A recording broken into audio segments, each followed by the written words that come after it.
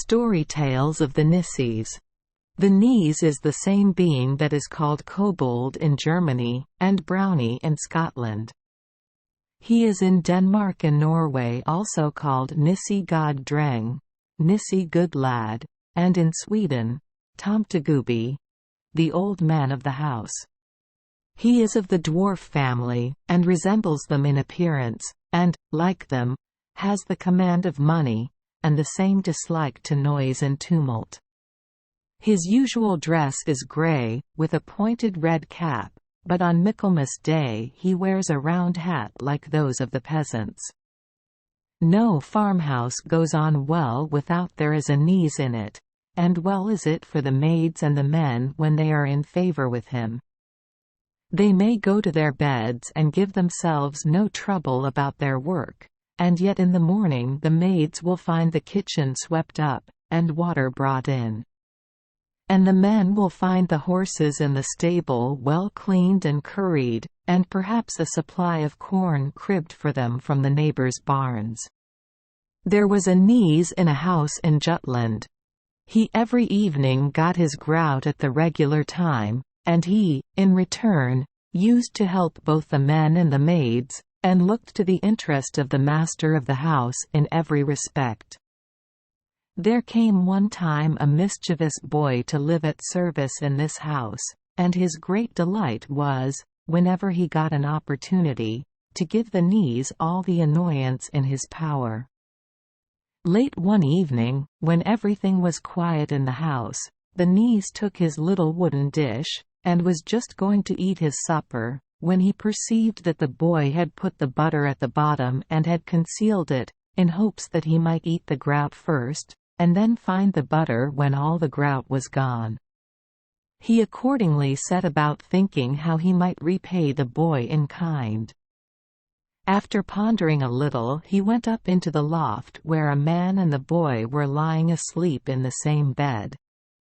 The Nisse whisked off the bedclothes, and when he saw the little boy by the tall man, he said, "Short and long don't match," and with this word he took the boy by the legs and dragged him down to the man's feet. He then went up to the head of the bed, and, "Short and long don't match," said he again, and then he dragged the boy up to the man's head.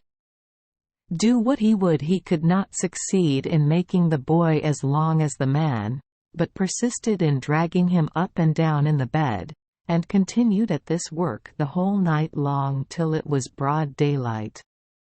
By this time he was well tired, so he crept up on the window-stool, and sat with his legs dangling down into the yard. The house dog, for all dogs have a great enmity to the Nisse, as soon as he saw him began to bark at him, which afforded him much amusement, as the dog could not get up to him. So he put down first one leg and then the other, and teased the dog, saying, "Look at my little leg. Look at my little leg." In the meantime the boy had awoke, and had stolen up behind him, and, while the Nisse was least thinking of it, and was going on with his, "Look at my little leg," the boy tumbled him down into the yard to the dog, crying out at the same time, "Look at the whole of him now." There lived a man in Thirsting, in Jutland, who had a Nisse in his barn. This Nisse used to attend to his cattle, and at night he would steal fodder for them from the neighbours, so that this farmer had the best fed and most thriving cattle in the country. One time the boy went along with the Nisse to Fugelries to steal corn.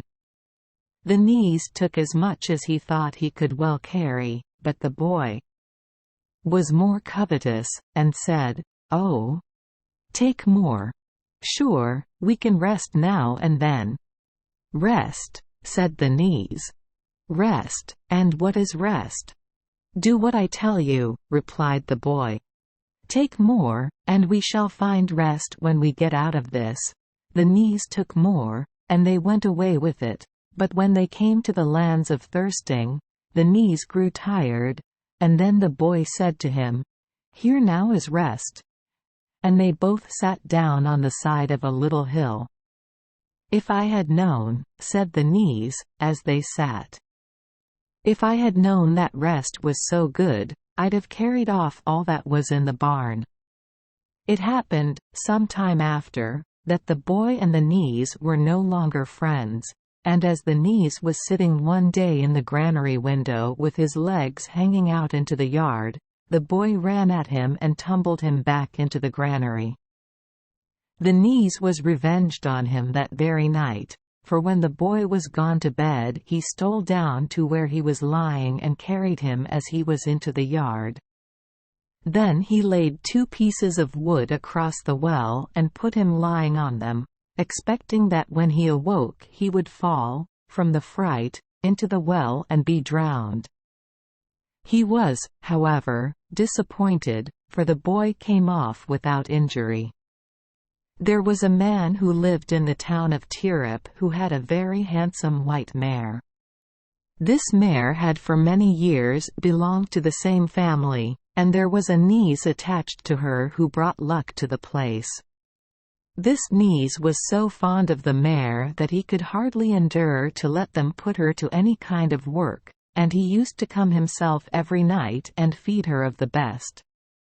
And as for this purpose he usually brought a superfluity of corn, both thrashed and in the straw, from the neighbors' barns. All the rest of the cattle enjoyed the advantage, and they were all kept in exceedingly good condition. It happened at last that the farmhouse passed into the hands of a new owner, who refused to put any faith in what they told him about the mare, so the Luck speedily left the place, and went after the mare to a poor neighbor who had bought her. Within 5 days after his purchase, the poor farmer began to find his circumstances gradually improving, while the income of the other, day after day, fell away and diminished at such a rate that he was hard set to make both ends meet.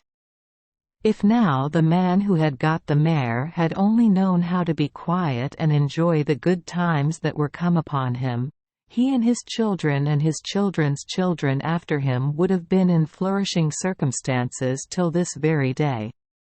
But when he saw the quantity of corn that came every night to his barn, he could not resist his desire to get a sight of the Knees.